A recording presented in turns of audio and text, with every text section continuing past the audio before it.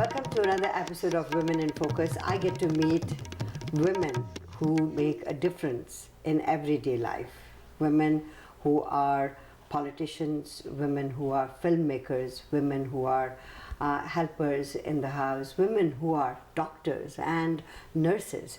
And today's woman is one such person. Her name is Deljit Bains, and she is our Woman in Focus today. She is the leader at the South Asian Health Institute with Fraser Health. You're most welcome in our program. How are you doing? I'm doing fine, thank you. First of all, I must comment on your amazing outfit.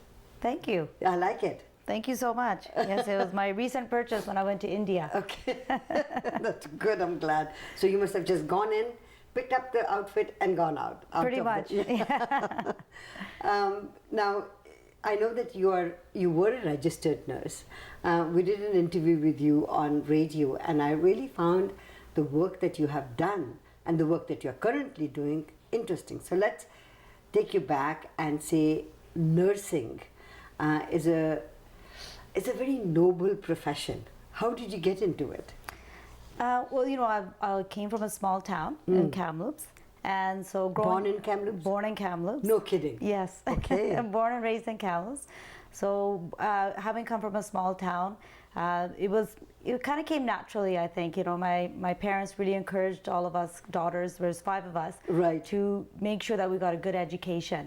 And my dad said, just make sure it's an education that, you know, if you ever had to be independent, you had to, you know, support yourself independently, that pick something that's going to allow you to do that. Right. And so nursing was something that I always wanted to do, a profession that I knew I wanted to help people. Right. And so it was just a natural fit.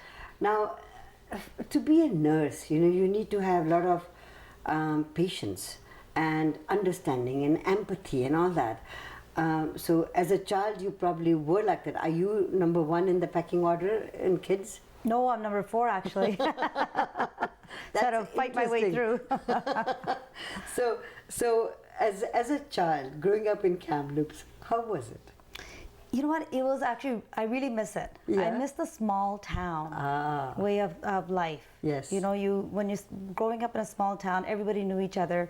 We had a huge extended family. So that, you know, every weekend we had some type of social event going on. Right. You know, when you went to the temple, everybody knew each other. Yes. And so I really missed that sort of sense of small community. Right. And so you come into a big city, you're just kind of, you're one of many. Yeah, and you're lost. And you kind of feel lost. Yeah. Yes, it takes a while to kind of establish yourself. When the community is small, I think the feeling of belonging is there. And when community becomes bigger, we all become very independent. I don't know whether I'm making sense, but I feel that way. I think, yeah, and there's also, when you think about, especially nowadays, there's such a huge immigrant population, so people are transient. Yes. People are coming and going, and so it's very hard for people to establish themselves. Right. Whereas before, people were settled. You Yes. got a job, you stayed in the job for 20 years plus until you Yes. retired. Now it's people are coming and going, and it's just really hard to keep up.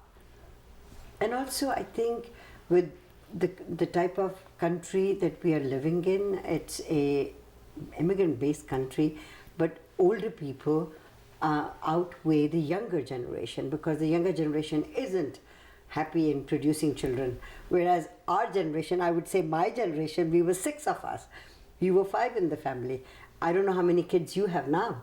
I have 3 children. 3, you 3. good. I have 3. But you look at many kids, you ask your children, and they probably would say, just don't want to have more than 1 kid. Yeah, and I think people are making those decisions a little bit later in life. People are, I find that, you know, people are getting married later. You know, when we were younger, it was like, if you were 25, you were considered old. That's to be right. married. You know, parents were like, oh no, you're too old now, right? So whereas now kids are choosing to take their time. Some are Yes. choosing not to get married at all. Yes. And so the period between them having children is actually later in life now. Now, as a nurse, as a person who is in the medical profession, is there a time that a woman must have a child and cannot have after that? Well, I think, as you age, we know that, especially with women, fertility is a big issue. For sure. And especially when you look at, those golden reproductive years. Right. Like, from 25 to 30. Back in the day, 35 was considered like really old to have a child. Right. And doctors would say, well, the quality, your fertility, you're kind of at that age. Now women are in their 40s and having children. Right. So it's changed a lot. So I think it just depends on how healthy you are and, how, your reproductive system, how good it works. Let's talk about your profession, getting into nursing. How easy or difficult was it for you? To get into nursing profession was actually not that difficult to get into because it was fairly new, and people were just starting to. I found that people were just starting to kind of really recognize it as a good profession for women to get into. Right. And we got it as a diploma program. Right. And then it slowly transitioned into a degree program. Okay. And now it's like, actually when I think back to when I took it, there wasn't a huge nursing shortage. I see. So it was, you got into nursing, then I specialized. But now it's like there's lots of nursing schools out there, but it's very difficult to get in because it's limited seats. It's a degree program, and it's not, nursing. I'll be the first one to admit it's a very gratifying profession to be in, but it's not easy either. I mean, no, I don't think it is easy because you guys have to look after cranky people. When a person is not well, obviously, they do get cranky, don't they? They do, and I think that the best part is when you see them transition from, because nobody wants to come to the hospital, right? Right. And the only time they're in a hospital is when they're unwell. Right. But when you see that transition from someone being unwell to actually being well, right. Those are the moments in nursing where you kind of think, you know what, it makes it all worth it. In my profession, I get to meet a lot of different people from a lot of different ways of walk and work. So what I ask, and I always ask this question, and I think I'm going to ask you this as well. When you became a nurse to when you look at nurses today, technology has changed so many things. What is the biggest thing that you feel has changed and you wish that I had it when I was a nurse? Think about it. Maybe we'll come back and I'll ask you about it. How about that? Sure. Let's take a short commercial break and I'll come back and ask you that, because that shows how our time has changed, right? And maybe things have become maybe difficult or easier, right? Right. Okay, so we'll take a short break and we'll be back with Deljit Bains, who's our Woman in Focus today. Don't go away. We'll be right back. Welcome back to Women in Focus. Deljit Bains is our Woman in Focus. I like the way you've spelled your name. So usually people will spell it D-A-L. So when I was doing your name on the computer, it's D-E-L. Why? My dad actually. Okay. Blame him. I have to blame him. So you're young, you want to be a nurse, you become a nurse, and you started your nursing profession. From that time to now, what is so different? What is so gratifying? What is so that you don't like? I think when you look at what's different definitely is, technology has brought us a long way. We're able to provide patient care quicker, so you can, at the labs, like even simple things like when we're analyzing lab work, you can get the results much more quicker. Faster. Like within minutes. Yes. When you're looking at, now we're doing electronic patient charting, so the nurse just can touch at the computer screen and patients' records, everything, from their vital signs to, charting is all done electronically. Okay. So a lot of that technology, we can get X-rays and CT scan results electronically quicker. Right. And doctors can be in their homes and they can review patients' X-ray results. Wow. So technology has brought us a long way. And when you look at patients now, they've gone from being in the hospital for weeks on end to days now. Mm-hmm. So that has really helped to really create a lot of efficiencies. Mm-hmm. I think when I look back, and I haven't done hands-on nursing for a number of years because now I'm in management. That's right. But I think with me, just a reminder to people is just don't forget that human touch. Yeah. That that's that warmth, and patients. Again, like I said, they don't want to be there. No. But they like that empathy, and when someone can just listen to them. Yep. I think that's something that I would encourage nurses today to make sure they keep doing. What made you move away from it and get into management? I think it's just when I look at the nursing profession, the one best thing about nursing is you're never stuck in one spot. Really? You know, there's so much that you can do, and you know, I kind of always had that ambitious kind of edge about me, I guess. So with my nursing career, I found that, you know, being frontline nursing. Yeah. So when I first did my nursing diploma, Right. I then proceeded into my degree. So I got my Okay. bachelor's degree. I specialized into operating room nursing. Oh, okay. Now that's different from a nurse that is looking after in a ward, isn't it? Correct. Yeah. Yes. Okay. So I did specialize in operating room nursing, did my degree, and then from there I did a number of things. I've done teaching for, you know, universities. I've done teaching for colleges. I've done consulting work. Wow. And then I started working with Fraser Health. I've Yes. actually worked in actually my fun job for nursing was I worked in a cosmetic clinic downtown. Okay. So I did some fun stuff where, you know, helping people do injections of Botox and lip fillers and stuff. So that was my fun job. And then I went into management at Fraser Health. Okay. And that kind of, again, it was just how my life evolved. Right. And I've always been one of these people that believed in it's karma. Yes. Everything happens. Journeys in life, doors open up. Yeah. If your mind is prepared, doors Right. will open up. And you can choose what you want to do. You can choose what you want to do. How was it meeting the person that you were gonna spend the rest of your life with and have children and have family? How did you meet him? I met him actually, I was in Kamloops and I came to Vancouver for a wedding, and someone introduced us. And he wasn't looking to get married. He was not. No, but I had parents who were encouraging me to get married, so it just kind of worked out that way. Right. And so how was your first meeting with him? It was good. It was good, and I Yes. think with again, you know, coming from small town, it was more. I was shy, believe it or Yes. not, and Yes. he wasn't. So it was kind of like, "Are you sure?" And I'm like, "Yeah, I think I'm ready to get married." And how was your wedding? It was traditional wedding. Yes. So it was very. The wedding was in Kamloops. Okay. So it was very traditional. It was you know, really nice. And again, when I go back to that small town, Yes. it was the whole town came to celebrate the wedding. Isn't that just beautiful? Yeah, that was the best part. And mom and dad were happy. They found a nice son-in-law, and your in-laws were happy. They found a nice daughter-in-law. Yes, it worked out for both sides. You know, I think for my mom, it was always, you know, she was looking for the tall, dark, and handsome, and my dad was looking for the one who was educated. So it was kind of like, okay, you got to make sure he meets both qualities, and he did. That's great. So what does your husband do? So my husband's a portfolio manager. He Okay. has his own management company, like Good. financial management company. Oh, fantastic. Yes. And then you decided, did you take time off work to have children? No, actually, I worked. With my first child, I continued to work full time. Right. And then after my second one, then I just kind of went part time and stuff. But Right. I continued to work. I think it's really, really important for Yes. women to have a career. And for me, I've loved working. I've enjoyed it, and it's also something that I want to teach my children, is to, you know, always make sure you have a career. So 3 children. 3 children. And what are the ages? So I've got 2 sons and a daughter. So 23, 20, and 17 years old. My God. So you don't look a mother of a 23-year-old, by the way. Thank you. Thank you.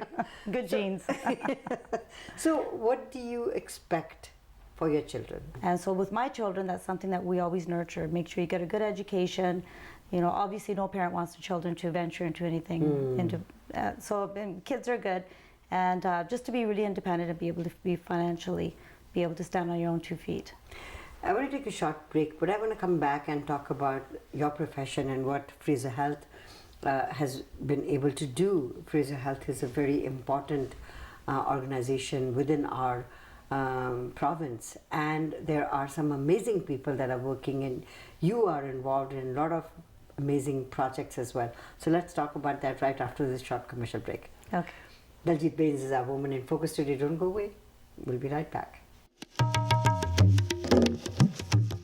Welcome back to Women in Focus. Our Woman in Focus today is Deljit Bains, who is with Fraser Health.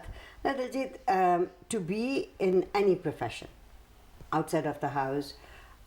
In the house, when a woman is in the house and not working outside of the house, she's also working. And then on top of that, women who go out to work, obviously they are working in the house and also working outside of the house. As a woman, what defines you? For myself, I think when I kind of break it up, so Yeah. physically, I'm a South Asian woman. Okay. I'm proud to be one. Right. Mentally, I'm a mother, I'm a daughter, I'm a sister, I'm a friend, I'm a wife. Yes. But when I look at it emotionally, and I kind of sort of sit and think, what defines me? And I think, defines me, I guess, is just about being resilient. Yeah. When you look at today's day and age and what women have to go through, it's really important to really be able to kind of go with the flow and deal with things as they come along. And resilience is huge because there's so much that comes at women. And just having that, being able to, the courage and the strength to go through. So I'd say that I'm very resilient. When you look at the South Asian women, I mean, I find South Asian women to be amazing. They are very proud, like you said, proud to be South Asian, proud to be a Canadian. And for them, it's not just their own community that they have to deal with, they have to deal with the community outside of their own comfort zone. And I think many people, there was a time that many people wanted to be not Indian.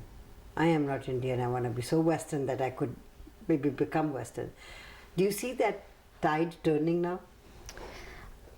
Yes, I think it's starting to. I think one thing I've noticed is when you think about people wanting to be Western, is we've almost people are altering who they are, and I think we need to unwind that a little bit. Is rather than moving forward and when you look at the way the world is, we feel that we have to dress a certain way or we have to talk a certain way, yes, or we have to have certain Act in a materialistic, certain way, yes, certain materialistic things, but that doesn't define who people are. Right. And I think it's that we need to unwind that a little bit and sort of say, no, be proud of who you are. Right. And stand for who you are, and I think that's really important for women. Right. Because otherwise we get caught up in the minutia of what we think other people want us to be like. But at the end, you're only fooling yourself, right? Because the world already knows who you really are, and it's just, we need to sort of be able to proudly say, you know what, this is who I am. Yeah, and be proud of that. And be proud of it. When you look at our community, we've got, on the radio we were talking about the problems the community has health-wise. And I feel that because we had a totally different lifestyle in India or in Africa, where I come from, you come to this country, the life stresses are huge and people get caught in all that. So their health, I guess, in the process suffers. What is it that they can do so that they can be, back to their normal self? Is there a magic mantra that can be used? No, there's no magic mantra, unfortunately. Good food? Yes. I just recently came back from India, and when I was there, I did a lot of observations around how they manage their health. And yes, like in India, we know pollution is huge. It's a big problem in Yes. India. But when I was watching how they were eating their food, they don't eat much. They eat smaller portions. They're definitely outside, whether they're riding their bike or they're walking. The weather definitely plays a good big factor. So they're sweating out whatever excess food that they've eaten. So they're healthier in some ways. But when those same people, or even people like you and I, we've been here a long time, we're so accustomed to the food that we eat here. Yes. And so what's that happening is we're eating larger portions. We have an abundance of food here. And I think it's just, we need to kind of step back and sort of say, we don't really need to eat a lot of this food, and being careful of the choices that we make. Someone was saying that, our stomach is no bigger than this. Correct. Right? Yeah. So we cannot eat more than this. And would that be a good way of looking at it? Yeah, either look at that or sort of decide that when you're 80% full, stop eating. Yes. We don't need to eat more than 80% of what's really in front of you. Yeah, and what your stomach is asking for. So for a healthy person, eating smaller portions, eating more often probably would be better. Eating more often, making healthier choices. So, And when you call about healthier choices, what are unhealthy choices? well, we know our mithai, our Indian sweets are a big one. So I mean, that's a big culprit right there. Right. You know, we eat, it's so much sugar in them. So definitely I would say reduce your sugar. And sugar is in so much food that we Yes. don't even realize. Like fruit has sugar, milk has sugar, and everything has sugar in it. So it's you really need to be aware of what's natural Yes. versus added. So I would say really reduce your added sugar. So no added sugar, no added salt. No added salt, cut down your oils, you know, eat healthy fat. You know, we're not saying that fat is unhealthy, but eat healthy fat. In your particular profession right now, what is something that is taking most of your time? What are you doing? So currently my role as a leader for the South Asian Health Institute Yes. is really, you know, focusing on our community, our South Asian community, and, Right. and you know, Do getting... we have a lot of problems? We have a lot of problems. Oh man, that's not very good. No, we have a lot of chronic disease such as diabetes, heart disease, which then lead into kidney, stroke, you know, a lot of other illnesses. Especially our community, our culture, I should say, is more prevalent. And so, which is the easiest place to cut down, or should we start? Food. It's all in what we eat. Really? It's all in, yeah. I would say cut down on your, make careful, conscientious choices in what you eat, and make sure that you pass that on to your family. Yeah, your so children. the children, your parents, your spouse, those would be the biggest changes that I would tell people. In your profession, what is it that you're hoping to see in the next 5 years? If I could wave a magic wand, Yes. I would love to see that our community is starting to make healthier choices and managing their health a lot better. Yeah. It's when we go out and we see people, they're eating, you know, anywhere from those double, you know, lattes, which have 9 teaspoons of sugar in them, Wow. to the jalebi, which has 6 teaspoons of sugar. I would love to sort of see people those foods really, people cutting down on them, cutting down on their sugar, at least one step at a time in the next 5 years, and then adding on all the other factors like, you know, their salt and their fat intake, and then exercise is another big one. Walking? Walking. 30 minutes of exercise a day Yeah, would be good. would be marvelous. Thank you so much for being our Woman in Focus today. You're welcome. Thank you for having me. Don't go away, we'll be right back.